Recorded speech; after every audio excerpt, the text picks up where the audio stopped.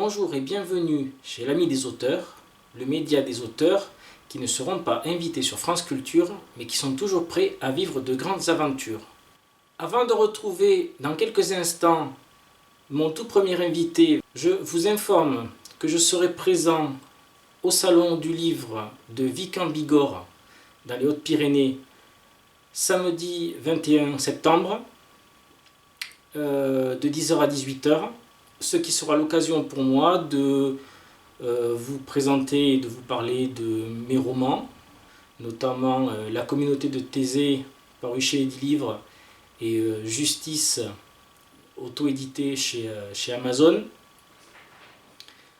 L'occasion également de vous parler de mon recueil de nouvelles fantastiques et policières, Le langage des oiseaux, de mon recueil de textes rap, Rap Lyrics 2006-2016, et bien entendu de vous parler du dernier numéro de Seven, numéro 3, qui est disponible également sur Amazon.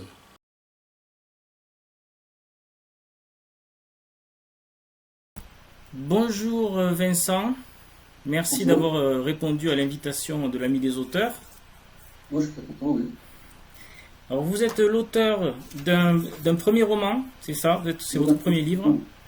La poudre, le vent et l'encan, paru chez Edilivre. Bon, merci de m'avoir envoyé le fichier. Malheureusement, j'ai pas pu lire le livre. Hein. J'ai juste lu l'introduction, voilà, les premières pages sur le site Edilivre. Et alors la première chose qui m'a frappé, ça a été votre style, que j'ai trouvé assez déconcertant. Si je vous dis flux de conscience, ça vous dit quelque chose? De conscience? Oui. Non, pas vraiment, non. C'est vrai que j'ai essayé d'écrire un livre qui me permettait de dire tout ce qui se passait un peu par rapport à ce que je voyais, ce que je vivais, des choses comme ça. D'accord. En fait, ce qu'on a... Oui, oui, allez-y. Non, je vous en prie. Oui, le flux de conscience, c'est une technique littéraire d'écriture qui, voilà, qui fait écrire un petit peu comme viennent les idées, si vous voulez. Et, en fait, oui. Et c'est ce ressenti-là que j'ai eu. Oui. En fait, j'ai essayé de me rapprocher de ça. J'ai essayé de me rapprocher de trois idées qui me viennent quand elles me viennent et quand je les vis. Et sinon, j'ai fait un travail beaucoup plus recherché par rapport aux idées que j'allais intégrer dans le livre. Et je me suis vraiment demandé ce qui m'arrivait quand il m'arrivait quelque chose. C'est-à-dire que je me suis vraiment dit, je vais dans une exposition de peinture, je me dis qu'est-ce que c'est cette exposition de peinture, qu'est-ce que je vis à cet endroit-là, et qu'est-ce que j'irai à en raconter. Et au bout du bout, à la fin, effectivement, je me suis rapproché de ça. Je me suis rapproché de parler. J'essaye aussi de retranscrire des choses qui se passent comme ça un peu à l'improviste. Et alors, par rapport au premier chapitre de votre roman, est-ce que vous n'avez pas peur de déstabiliser le lecteur, ou est-ce qu'au contraire c'est un effet recherché, ou est-ce que vous écrivez comme ça et puis vous posez pas de questions?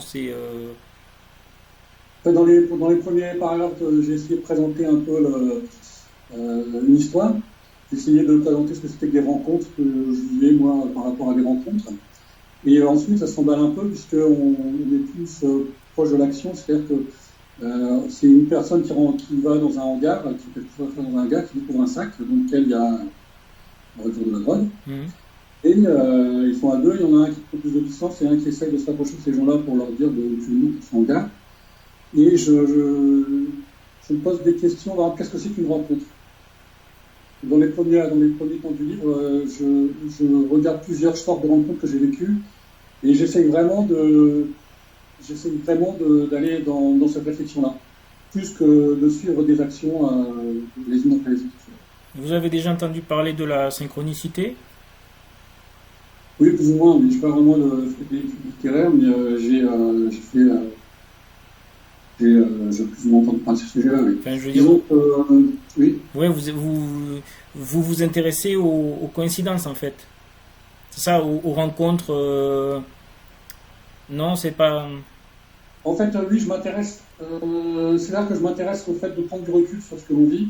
Ouais, Et par exemple, je rencontre des gens qui me disent, qui me demandent si je veux un joint, ça arrive régulièrement, parce qu'ils ont l'impression que c'est totalement accepté par la société.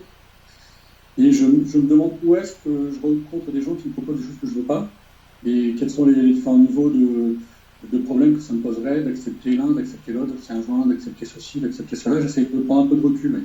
Mais je pense que on vit dans un monde qui propose toutes sortes de choses, qui propose le meilleur comme le pire, qui propose de l'amusement, qui propose tout ce qu'on veut, quoi. Et il arrive un moment où il faut essayer de faire une synthèse. C'est-à-dire de me demander je ne peux pas dire que je classe ce que je vis, mais j'essaie de me poser la question de la dangerosité, par exemple, de quelqu'un qui me propose un joint. Dans les premiers temps du livre, j'essaie de présenter un peu ce qui va me servir, ce qui sert en fait à réfléchir à l'histoire qui vient après. je vais commenter un petit peu votre premier chapitre tel que je l'ai ressenti ou compris. Donc il y a un personnage qui s'appelle Lilian, Oui, qui est un des personnages principaux, qui est, je pense qui est le personnage qui va trouver ce sac de drogue. oui, Et qui... alors là où j'ai été un peu perdu, donc pour moi c'est un personnage qui se pose plein de questions sur la Oui. société, donc sur la ville dans laquelle il vit, sur ses actes quotidiens. Oui. Et alors là où j'ai eu un problème, c'est qu'à un moment, mais peut-être que je suis dans le vrai, mais à un moment j'ai cru qu'il était sur son clavier d'ordinateur, oui. et un peu plus tard j'ai compris qu'il était à la barre d'un voilier. Alors je sais pas si j'ai raté un épisode ou... En fait, j'ai voulu faire la jonction entre effectivement l'ordinateur, l'ouverture sur le monde, et le fait de s'échapper du monde, partir comme du départ, s'en aller. D'accord, mais Parce que je pense que quelque part on s'en va quand on est sur Internet, quelque part on s'échappe, on s'en va, on va ailleurs. Quoi, oui, on parle à quelqu'un qui est ailleurs, on regarde un site qui est ailleurs, on regarde ailleurs. Et j'ai fait comme un espèce de travelling comme ça pour partir part de l'ordinateur et après je l'ai placé dans un bateau et pour partir dans un bateau. dans quel genre vous classez votre livre? C'est un polar? Non, c'est pas un polar parce qu'en fait, il n'y a pas vraiment d'enquête, il n'y a pas vraiment de contact avec le monde judiciaire, avec les recherches. Il y a simplement la question du récit. Comment je veux dire, je fais chevaucher plusieurs histoires, mais c'est le récit d'un contact avec le monde de la drogue en fait. Donc je reclasse entre le récit et le roman parce que j'y ai mis beaucoup de choses que j'ai vues, j'ai vécues, des endroits que j'ai regardés, j'ai écrit des endroits que j'ai regardés qui m'ont marqué, etc. Donc j'ai essayé de ne pas rentrer dans une histoire dans laquelle il y aurait un mort quelque part ou un règlement de compte, quoi que ce soit. Oui. Et je suis plutôt allé vers une histoire de qu'est-ce que c'est que rencontrer ce monde-là. Je vis en fait entre deux mondes, mais je vois un monde qui a totalement dédramatisé la drogue à un tel point qu'ils connaissent pas bien quelqu'un, ils me demanderaient d'aller chercher la drogue, je ne sais trop. Et de l'autre côté, je vois des gens qui me disent qu'ils ne comprennent pas qu'on ne trouve jamais eu de la drogue ou qui ne comprennent pas qu'on puisse avoir un contact avec ce monde-là. Ouais. C'est l'observation du contact que j'ai essayé de restituer au fil du livre. Vous avez le sentiment que deux mondes se côtoient sans jamais réellement se comprendre et se croiser finalement. Et je pense qu'il y a deux mondes qui essayent de ne pas se croiser. Parce qu'un dealer aussi, il essaye de ne pas se montrer trop. Hein. L'idée d'écrire, vous l'aviez depuis longtemps. Quel a été le déclic là? Qu'est-ce qui vous a poussé à écrire En fait, j'ai vécu toutes sortes de choses dans ma vie. Pour raconter ma vie, il faudrait 3 tomes. Mais globalement, j'avais décidé très jeune d'écrire. J'ai écrit un espèce de... Très jeune, j'ai écrit en anglais. Un moment à toute trace, mais j'ai écrit un texte, je sais pas quoi. Mais je n'avais pas choisi le sujet, je n'avais rien choisi. Et quelques années plus tard, j'ai décidé, j'avais un peu plus de 20 ans, comme ça, j'ai décidé d'écrire. Ça a été tellement pénible, ça m'a tellement fait plonger mentalement, que je me suis dit qu'il fallait que je me soigne ce plongeon, quelque ça, avant d'écrire vraiment quelque chose. Alors je me suis dit que pour ne pas commencer un livre et plonger mentalement, il fallait que je fasse ça, que je note des idées après que je gère des idées. Donc là où j'essaie de redevenir, de voir un peu ce que je dis, c'est que je procède en trois étapes, je note des idées, je fais une sorte de synopsis qui me permet de savoir ce que c'est que le début et la fin de l'histoire. Et à l'intérieur de ce titre, je vais mettre d'autres situations, je vais mettre une histoire dans l'histoire, etc. Et ensuite, je vais essayer de une liste d'idées, j'ai plusieurs listes d'idées. Je vais les répercuter sur des listes d'idées qui se rapprochent de la trame. Est-ce que vous pensez à votre lectorat? Est-ce que est-ce que vous visez un certain public ou est-ce que vous pensez que c'est un livre qui peut toucher tous les publics? Moi, je pense que c'est un livre qui peut toucher tous les publics parce que globalement, je me pose la question, c'est de savoir comment est-ce qu'on rencontre une première fois quelqu'un qui est toxicomane et qui vous propose de la raison.